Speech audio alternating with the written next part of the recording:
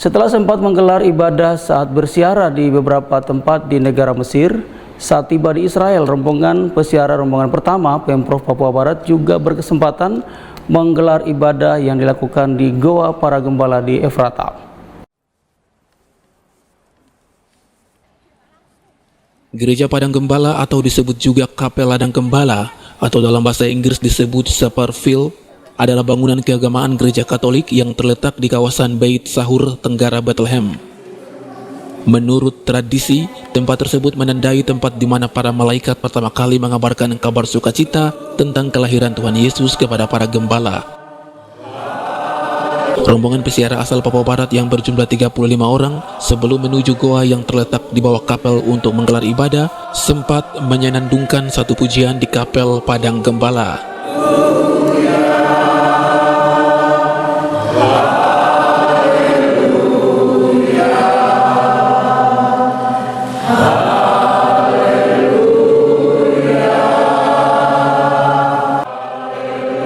Usai melantunkan lagu Haleluya, rombongan pesiarah menuju ruang bawah yaitu Goa Gembala untuk menggelar ibadah singkat.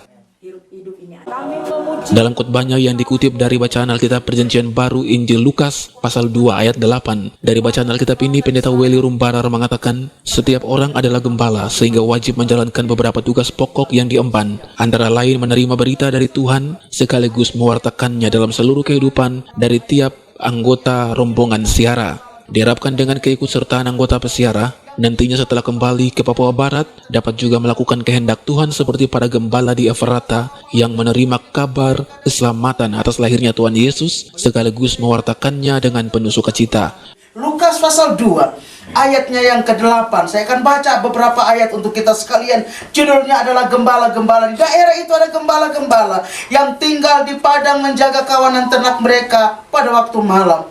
Tiba-tiba berdirilah seorang malaikat Tuhan di dekat mereka dan kemuliaan Tuhan bersinar meliputi mereka dan mereka sangat ketakutan. Lalu kata malaikat itu kepada mereka, jangan takut, sebab sesungguhnya aku memberitakan kepadamu kesukaan besar untuk seluruh bangsa hari ini. Telah lahir bagimu juru selamat yaitu Kristus Tuhan di kota Daud. Dan inilah tandanya bagimu, kamu akan menjumpai seorang bayi yang dibungkus dengan lamping dan berbaring di dalam palungan. Dan tiba-tiba tampaklah bersama-sama dengan malaikat itu sejumlah besar bala tentara sorga yang memuji Allah, katanya, kemuliaan bagi Allah di tempat yang maha tinggi dan damai sejahtera di bumi di antara manusia yang berkenan kepadanya. Tugas seorang gembala yang pertama, dia harus menerima berita dari Tuhan. Dia harus menangkap apa yang diberikan Tuhan kepadanya. Yang kedua, dia harus bisa memberitakan berita kesukaan. Berita kesukaan tidak saja bicara soal berkat-berkat, tapi berita kesukaan bagaimana hidup manusia yang sudah jauh dari Tuhan, yang sudah terlepas dari kehendak dan kebenaran Allah, kembali kepada Tuhan. Itu adalah berita sukacita. Dan yang ketiga, seorang gembala tidak boleh merekayasa kebenaran Allah.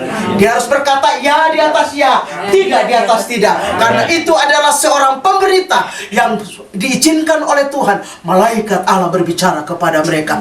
Dan yang terakhir, gembala tidak boleh bersungut-sungut dan berlela-lela. Amin. Karena tugasnya membawa berita kesukaan. Ari Armstrong, Biro Manokwari, Cawam Channel.